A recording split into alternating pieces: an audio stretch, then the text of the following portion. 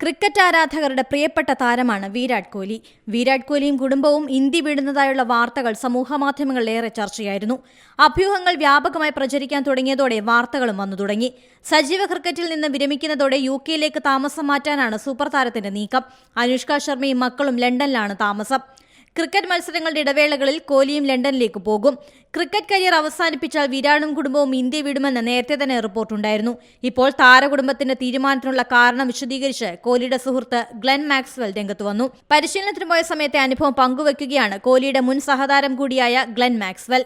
പരിശീലനത്തിന് ശേഷം ഹോട്ടലിലേക്ക് കാറിൽ മടങ്ങുകയായിരുന്നു ഇരുവരും. കാറിന്റെ മുൻസീറ്റിൽ സുരക്ഷാ ജീവനക്കാരനും കാറിൽ അനുഗമിക്കാൻ ഒരു വണ്ടി നിറയെ പോലീസുകാരും.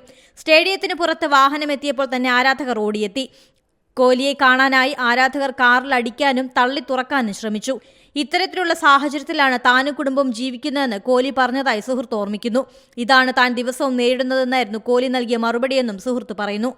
ഇന്ത്യയിൽ തന്റെ കുട്ടികൾക്ക് സ്വകാര്യ ജീവിതം നയിക്കാൻ കഴിയില്ലെന്നും ഇതിനെ തുടർന്നാണ് ലണ്ടനിലേക്ക് താമസം മാറാൻ തീരുമാനിച്ചതെന്നും കോഹ്ലി വ്യക്തമാക്കി.